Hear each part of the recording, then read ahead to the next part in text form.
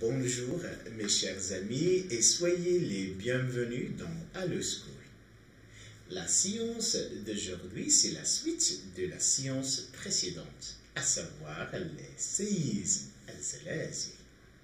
Dans la science précédente, on a défini clairement c'est quoi un séisme, quelles sont les manifestations d'un séisme, comment on a pu enregistrer une activité sismique, quelles sont les échelles d'un séisme, c'est quoi une carte exosiste, quelle est la différence entre épocentre et épicentre, quelles sont les ondes sismiques, quelle est l'origine de ces ondes sismiques. Dans cette science, on va étudier la relation entre les séismes et la tectonique.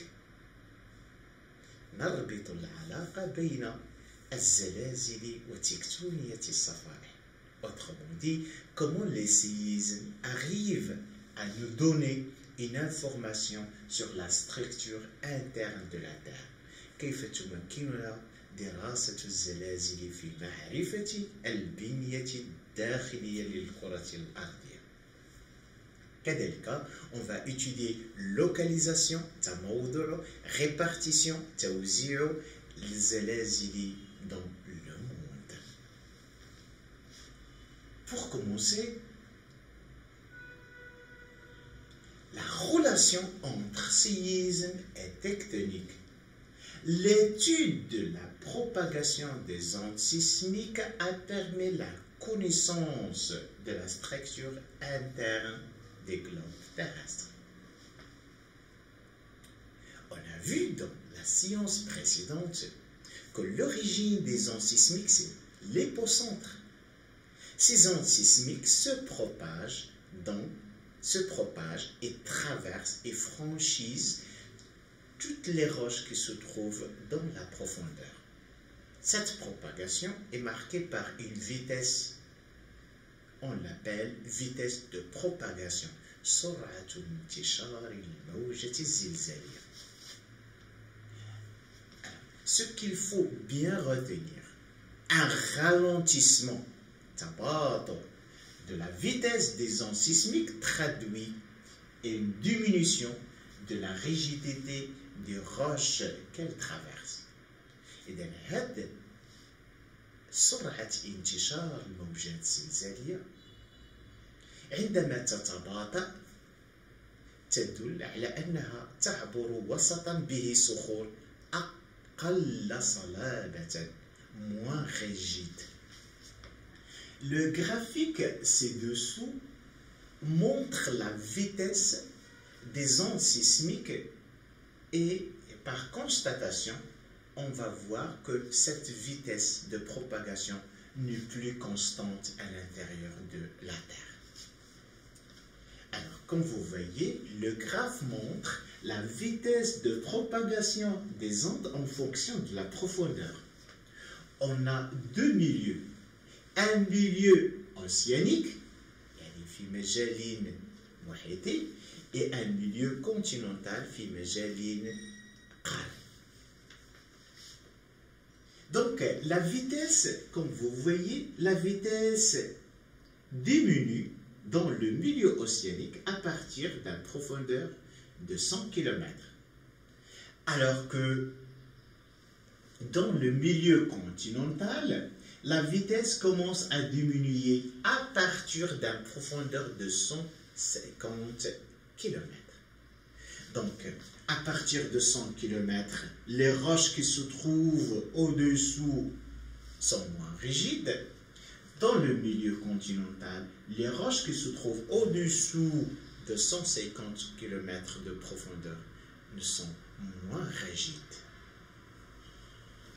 Donc, vers 100 km de profondeur en milieu océanique et vers 150 km en milieu continental, on remarque une baisse, diminution de vitesse des ondes. Les ondes traversent donc à ce moment un milieu moins rigide que le précédent. مادام هناك تباطؤ لسرعة الموجات انتشار الموجات الزلزالية، هذا دليل على أنها ما بعد أو الصخور التي توجد في عمق أكبر من 100 كيلومتر في الوسط المحيطي و150 كيلومتر في الوسط القاري فهي أقل صلابة، moins rigide. Cette variation de vitesse a permis de matérialiser les limites de deux couches ou bien enveloppes de nature différentes. هاد la diminution غادي تمكننا من تفريق أو من تقسيم هذه الكرة الأرضية إلى طبقتين ذوات طبيعتين مختلفتين. الطبقة اللي كانت فيها la vitesse de propagation constante، والطبقة الثانية هي الطبقة اللي سرعة انتشار الموجات عرفت انخفاضها. Alors la première couche c'est la lithosphère. La lithosphère الغلاف الصخري de 0, c'est-à-dire à la surface de la Terre, jusqu'au 100 ou bien 150 km de profondeur. Il est formé de roches très rigides. الطبقة الثانية هي l'asténosphère. La vitesse de propagation commence à diminuer, située juste après la lithosphère. Elle est moins rigide, c'est-à-dire تقدر توصل حتى للprofondeur de 600 km de profondeur. Donc un schéma qui illustre bien la structure interne de la Terre. إذن كل ما هبطنا comme vous voyez la profondeur, avec la profondeur, au fur et à mesure l'augmentation de la profondeur, la densité al-kataf, la masse, al-kataf d'Yel Sokhor, elle commence à augmenter. Donc les roches deviennent trop denses. تكون أكثر كثافة في باطن الأرض مقارنة مع سطح الأرض. Regardez la propagation des ondes. La propagation des ondes marque un ralentissement, un chevauchement. هاد السرعة ديال انتشار الموجات الزلزالية تعرف انقطاعا على مستوى 3 مستويات. المستوى الأول هو اللي تفرق. إذن هذا الانقطاع أو هذا التباطؤ il traduit qu'on va passer d'une enveloppe terrestre à une autre enveloppe terrestre. Ce ralentissement indique le passage d'une couche à une autre couche. من طبقة إلى طبقة أخرى. الطبقة الأولى هي la lithosphère, suivie par la asténosphère. Donc il y a un ralentissement de vitesse entre le manteau supérieur ou bien l'asténosphère et le manteau inférieur. Il y a un ralentissement de la vitesse des ondes sismiques. Et entre le manteau inférieur et le noyau externe, il y a un autre ralentissement. Et le dernier ralentissement, c'est entre le noyau externe et le noyau interne. Comme vous voyez, la profondeur de la Terre, arrive à une profondeur de à peu près de 6600 km. Donc la structure interne de la Terre, البنية الداخلية للكرة الأرضية est constituée, c'est-à-dire que la Terre est constituée par un ensemble de roches, ce qui nous donne cette information que la Terre est constituée par un ensemble de couches ou bien des enveloppes, c'est l'étude de la propagation, l'étude de la vitesse de propagation des ondes sismiques.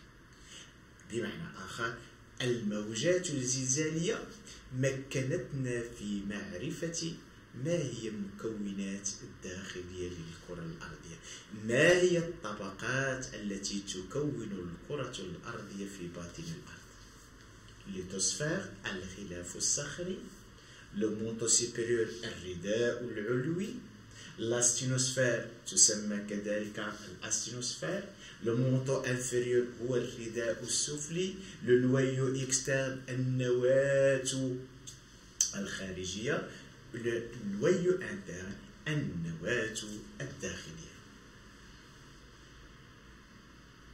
La structure interne de la Terre ainsi que l'état, la densité de la matière ont été déduits de l'analyse du comportement des ondes sismiques. Les ondes B, الموجات الزلزالية من نوع B, elles se propagent dans les solides, se propagent, تنتشر في الأماكن ذات صخور صلبة, liquide et les gaz, alors que les ondes S, elles ne se propagent qu'en dans les solides. Ainsi que la vitesse de propagation des ondes sismiques est proportionnelle à la densité des matériels dans lesquels elles se propagent. قلنا أن هذه الموجات الزلزالية أو سرعة انتشار هذه الموجات الزلزالية لها علاقة بكثافة الصخور ونوعية الصخور التي تعبرها. Les sismologues Mohorovic, Gutenberg, Luhmann, ce sont des sismologues, elles ont réussi à déterminer l'état et la densité des couches par l'étude du comportement de ces ondes sismiques. انطلاقا من دراسة هذه الموجات الزلزالية تمكن هؤلاء علماء الزلازل من معرفة الشكل الحقيقي ديال الكرة الأرضية. Donc la vitesse de propagation des ondes sismiques est en fonction de l'état et la densité et la matière des roches. هذا هو la structure, c'est le schéma bilan de la structure interne du globe terrestre. اش تتبين لنا؟ تتبين لنا ان الكرة الأرضية le centre de la profondeur ديالها توصل تقريبا 6400 km. هاد الكرة الأرضية, ce globe terrestre, est constitué par la croûte, ou bien elle est constituée par la croûte qui peut être soit continentale ou bien océanique. Mais la croûte, elle a ce qu'on appelle la lithosphère, l'astinosphère, le manteau, le noyau. هذه المكونات ديال الكرة الأرضية. لا خدينا دابا la partie superficielle du globe terrestre, à savoir la lithosphère et l'astinosphère. Regardez ce petit rectangle. اللي درنا ليه l'agrandissement غادي نوجدوا أن عندنا la lithosphère وعندنا l'astinosphère. La lithosphère est constituée par deux couches. La première couche qui est la superficielle, c'est la croûte, al-qashra, qui peut être soit croûte continentale marquée en marron, ou bien la croûte océanique marquée en bleu. تحتها كاين عندنا ce qu'on appelle le manteau supérieur, الرداء العلوي. بجوجهم إلا تجمعوا تيعطيونا la lithosphère, la couche la plus rigide dans la Terre. Et تحتهم كاين عندنا l'astinosphère. Cette l'astinosphère est composée par ce qu'on appelle le manteau inférieur. C'est toujours le manteau inférieur. Et donc, récapitulation. La croûte océanique peut avoir une profondeur de 7 km. Après la croûte océanique, ou bien la croûte océanique, la croûte continentale fait partie de la lithosphère. La lithosphère peut avoir une profondeur de 150 km. Après la lithosphère, il y en a l'astinosphère. la sténosphère entre 150 km et 700 km. Alors, ces valeurs des profondeurs sont approximatives.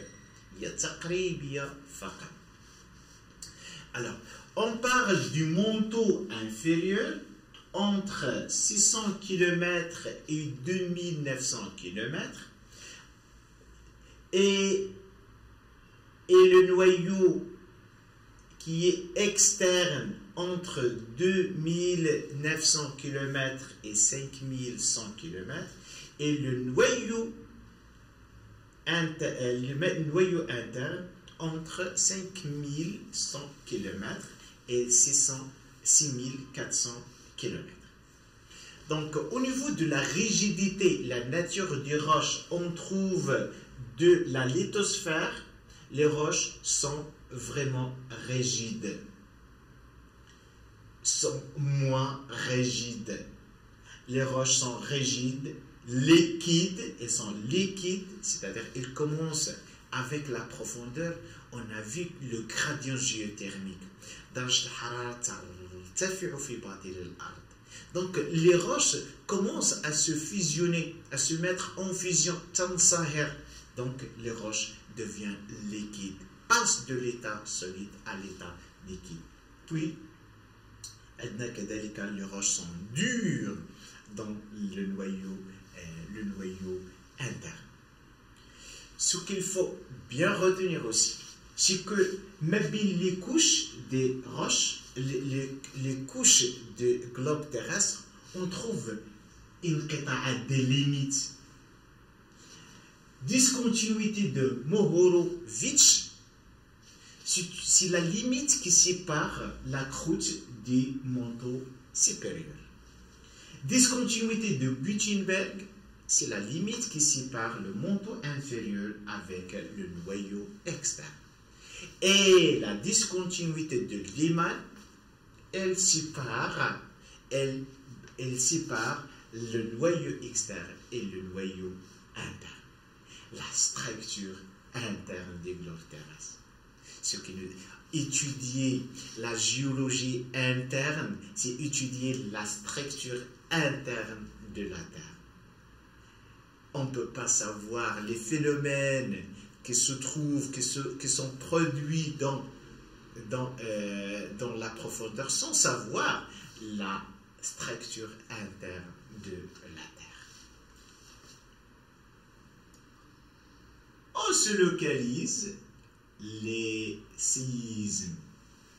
Donc, comme vous voyez dans le schéma, ou bien le schéma montre la carte du monde.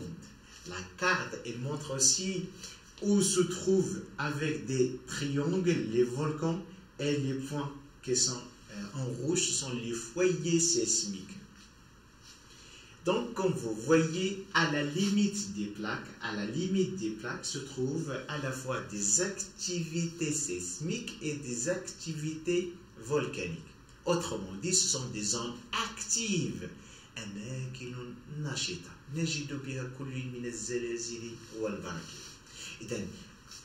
Donc, toutes les limites des plaques se trouvent les séismes, les tremblements de terre. Alors, si l'on confronte la carte de répartition des séismes et la carte de la tectonique des plaques, la carte خريطة توزيع الصفائح وخريطة توزيع الزلازل غادي نلقى une coïncidence, غادي نلقى واحد التطابق. On constate que les séismes se localisent préférentiellement au niveau des frontières des plaques.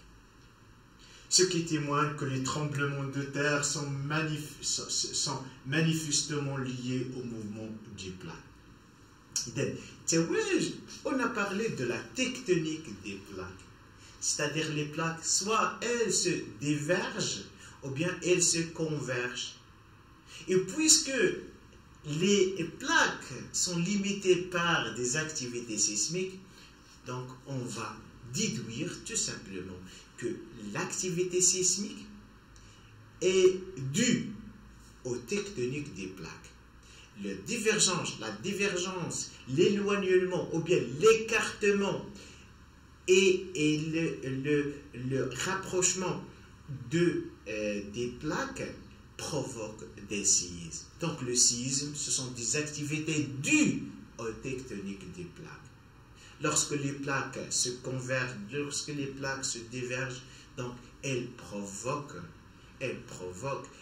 induisent ce qu'on appelle les séismes.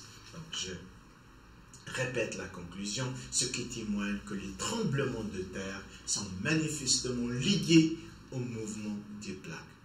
Et on va voir par la suite que les volcans aussi, l'activité volcanique est due à la tectonique des plaques. Le fait que les plaques se dévergent, le fait que les plaques se convergent, elles provoquent des volcans, elles provoquent une activité sismique et volcanique.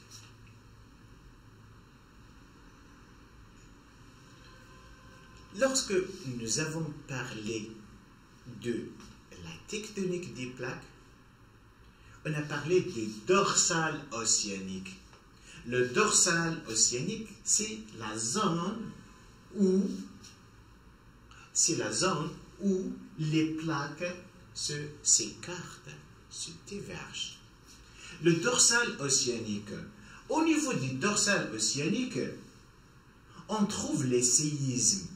Il y a un écartement, il y a une divergence. هناك تباعد صفائح. هذا التباعد يؤدي إلى tremblement de terre, des vibrations au niveau de l'écorce terrestre, un tremblement de terre. Donc au niveau du dorsal océanique, on trouve les séismes dans les zones de divergence ou bien écartement qui est dans le sens des dorsales océaniques. Voyons le dorsal océanique qui sépare la plaque 2 de la plaque 3. Ces zones, c'est le siège de nombreux tremblements de terre relativement modérés. Alors, إذا ربما تكلمنا دابا على المناطق تباعد الصفائح. قلنا تتسمى لو دورسال اوسيانيك. الذروة المحيطية هي حيث تتواجد مجموعة من الزلازل. ولكن بالمقارنة غادي نلقاو d'autres zones, ce sont les zones de subduction. Le dorsal, c'est la zone d'écartement, ولكن les zones entre la plaque 3 et la plaque 4, il y a une convergence. On a كتلاقي هذه الصفائح, ce qui provoque que la plaque 3 qui possède une croûte océanique s'enfonce تنغرز تحت الصفيحة, la plaque 3. On parle de zone de subduction, zone مناطق التمر. في مناطق التمر, on trouve aussi des séismes dans les zones de convergence, مناطق التقارب الصفائح, qui correspondent aux zones de subduction. C'est là qu'on trouve des tremblements de terre plus violents que ceux qu'un foyer et ceux qui ont un foyer le plus profond. إذن في أماكن التمر حيث تنغرز الصفيحة ذات القشرة المحيطية تحت الصفيحة ذات القشرة القارية, نجد هناك العديد من البؤر الزلزالية التي غالبا ما تعطي زلازل أكثر كارثية. Donc, en bref, les séismes se propagent, les séismes se localisent dans les limites des plaques. On trouve deux types de séismes. Les séismes moins violents au niveau du dorsal, au niveau des zones de divergence, d'écartement des plaques. Et les séismes qui se trouvent dans les zones de subduction, ce sont les séismes qui ont un foyer plus profond, c'est-à-dire ils ont une intensité plus grande. Les séismes sont des phénomènes naturels dus au mouvement de tectonique des plaques. Elle crée des ondes sismiques qui peuvent être détectées à l'aide des sismographes. Il existe plusieurs manières de se protéger des risques sismiques, comme la prévention et la construction des infrastructures spécifiques et des bâtiments répondant à des normes parasismiques. Des normes parasismiques أي معايير تتجه إلى مقاومة الزلازل. هذه هي الطرق الرئيسية للحماية من هذه الكارثة الطبيعية. Chers amis, merci de votre attention et à la prochaine séance, toujours avec Allo School.